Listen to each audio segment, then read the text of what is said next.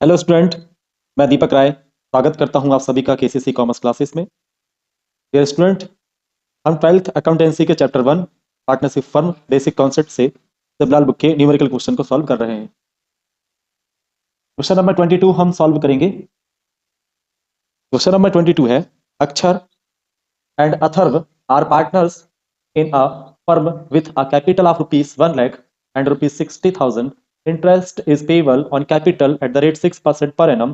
Atharv is entitled for salary of rupees 3,000 per annum.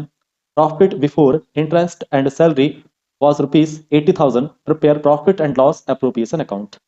बहुत ही आसान question है, इसमें हमको केवल profit and loss appropriation account बनाना है। ये रहा हमारा profit and loss appropriation account का फॉर्मेट। इसमें सबसे पहले हम क्या लिखते हैं, फर्म का प्रॉफिट। इस साइड लिखते हैं credit side by profit and loss account, और ब्रैकेट में हम लिखते हैं नेट प्रॉफिट।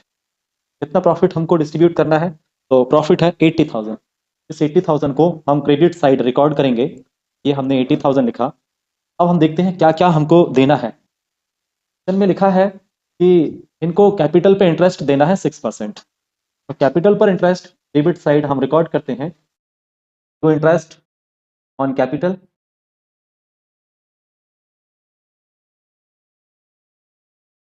यहाँ पहले पार्टनर का नाम है अक्षर, यहाँ फर्स्ट पार्टनर का नाम है अक्षर, और सेकंड पार्टनर का नाम है अथर्व।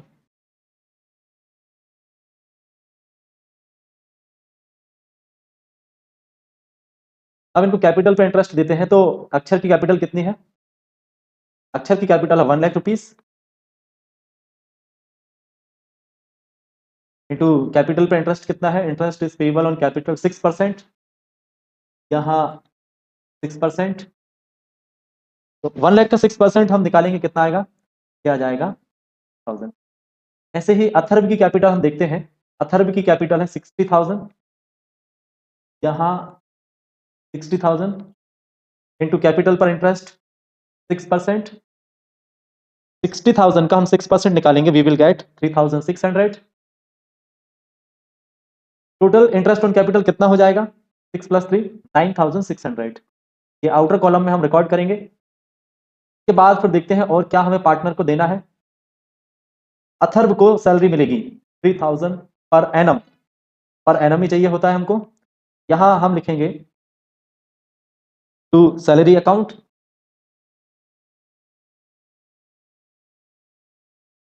और यहां हम लिखेंगे अथर्व,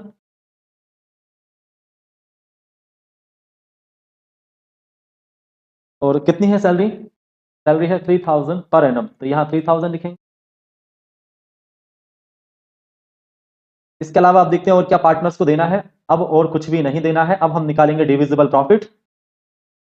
अब आप देखेंगे यहाँ ये जो क्रेडिट साइड होता है, ये प्रॉफिट का साइड होता है, क्योंकि ये नॉमिनल अकाउंट होता है, इसका nature profit and loss appropriation account का नेचर ये प्रॉफिट है। और ये डेबिट साइड लॉस या एक्सपेंस का साइड होता है, क्रेडिट साइड प्रॉफिट या इनकम का साइड होता है। तो यहाँ 80,000 है, 80,000 में हम 9,600 और 3,000 हम माइनस करेंगे, तो अमाउंट प्राप्त होगा 67,400। इसको हम क्या बोलते हैं, यह है डिविजिबल प्रॉफिट। और ये डिविजिबल प्रॉफिट ट्रांसफर होता है पार्टनर्स के कैपिटल अकाउंट में। किस रेशियो में, रेशियो गिवन रहता है, यदि गिवन नहीं होता है तो हम इक्वली ट्रांसफर करते हैं। तो प्रॉफिट शेयरिंग रेशियो गिवन नहीं है, इसलिए हम डिविजिबल प्रॉफिट को इक्वली ट्रांसफर करेंगे। और कहां ट्रांसफर करेंगे, पार्टनर्स के कैपिटल अकाउंट में। यहां हम लिखेंगे to profit transferred to partners capital account, partners capital account. First partner का नाम है अक्षर, और सेकंड पार्टनर का नाम है अथर्व।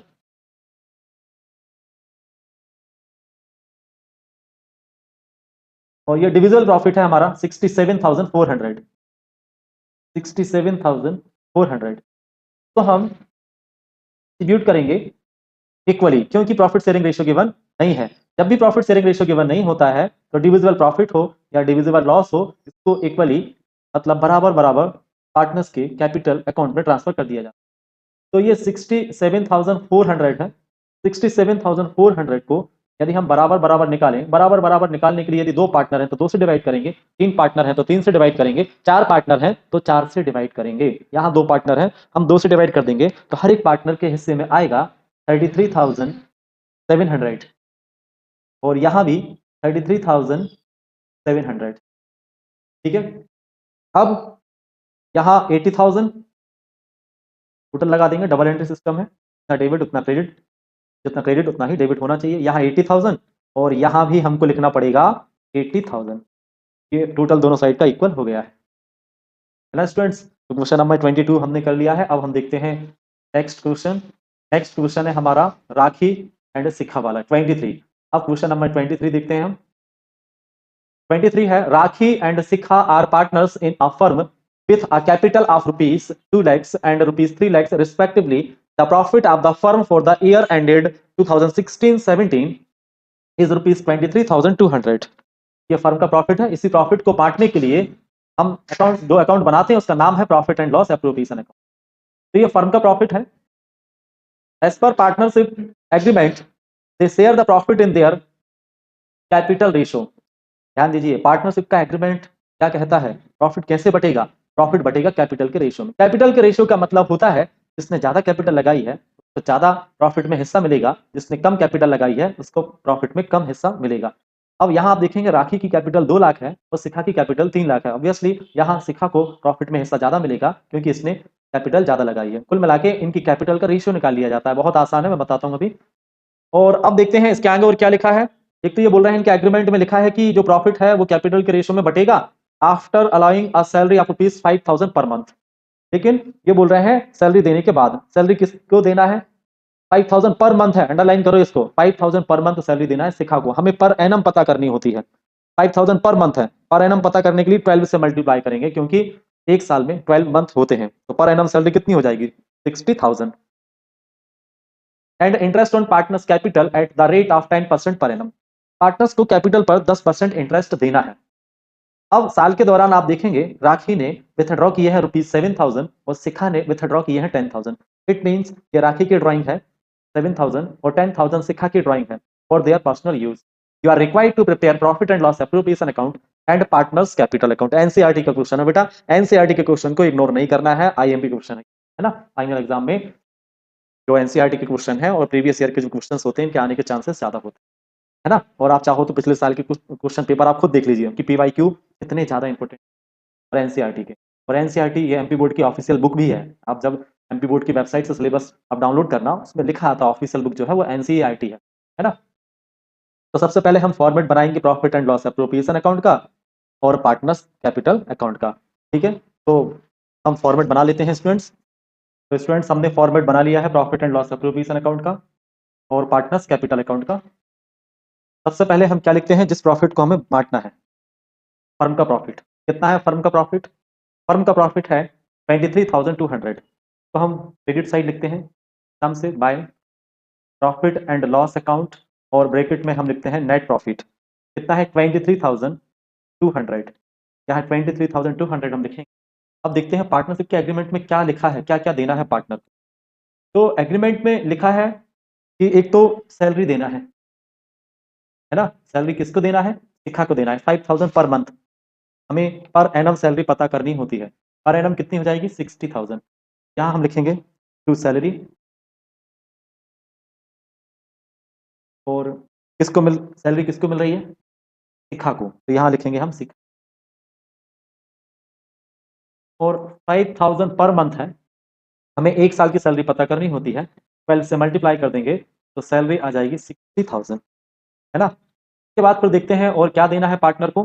पार्टनर को कैपिटल पर इंटरेस्ट देना है और रेट ऑफ इंटरेस्ट कितना है कैपिटल का 10%। तो कैपिटल पर इंटरेस्ट देते हैं तो किस साइड लिखते हैं, debit side. To interest on capital, यहाँ लिखेंगे to interest on capital account. नाम क्या है पार्टनर के, फर्स्ट पार्टनर का नाम है राखी और सेकंड पार्टनर का नाम है शिखा। सबसे पहले हम लिखेंगे राखी, यहाँ के बाद शिखा। अब राखी की कैपिटल देखते हैं, राखी की कैपिटल है 2 लाख रुपीज, यहाँ लिखा हमने 2 lakhs इनटू कैपिटल पर इंटरेस्ट कितना देना है 10%।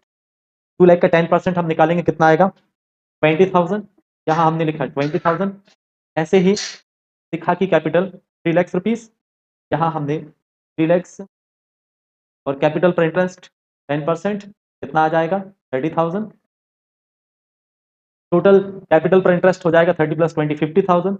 यहाँ हम लिख देंगे 50,000। और देखते हैं और क्या देना है पार्टनर को। के अलावा ये राखी की ड्राइंग है 7,000 और शिखा की 10,000।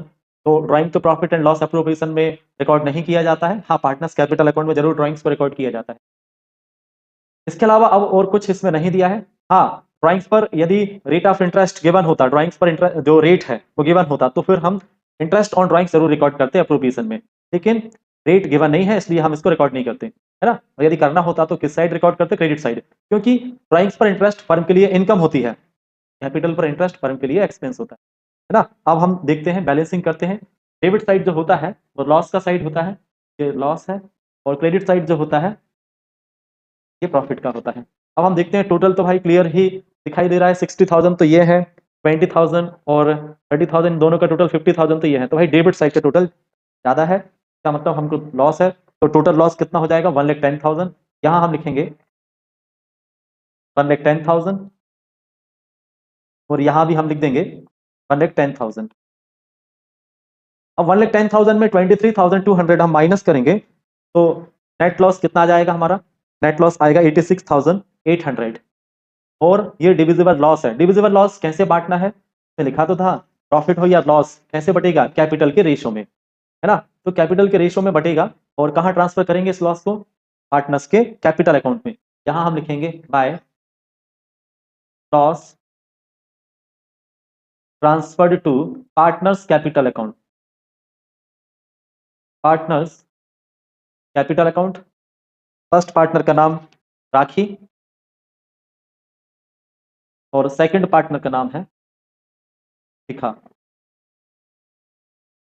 अब 86,800 को हम कैपिटल के रेशो में बांटेंगे। तो कैपिटल का रेशो कैसे निकालते हैं, इनकी जो कैपिटल 2 लाख और 3 लाख, इनका रेशो हम निकाल देते हैं, ये रफ में निकाल देते हैं, जरूरी नहीं है फेयर में ही बताना।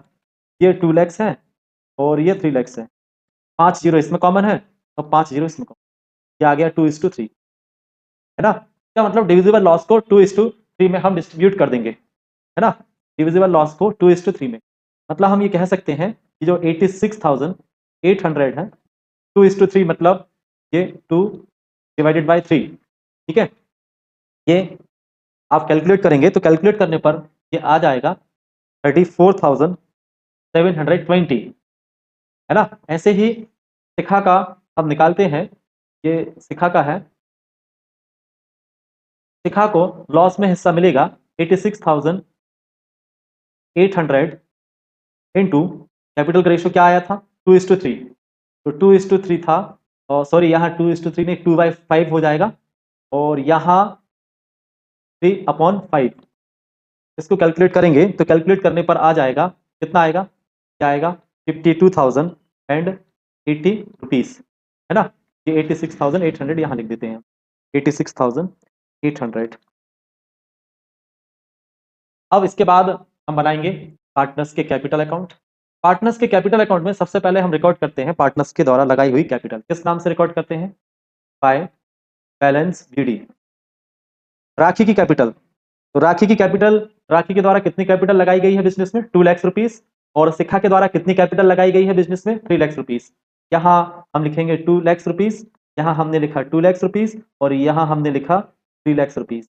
इसके बाद हमको क्या करना है, जो जो एप्रोप्रिएशन में डेबिट साइड लिखा है तो हम क्रेडिट साइड ट्रांसफर कर देंगे। ध्यान रखिएगा, जब भी एक अकाउंट का आइटम दूसरे अकाउंट में जाएगा हमेशा अपोजिट साइड ही जाएगा।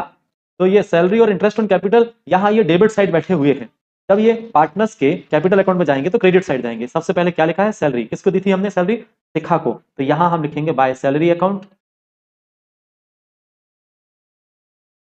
और शिखा को कितनी सैलरी दी थी हमने शिखा को 60,000।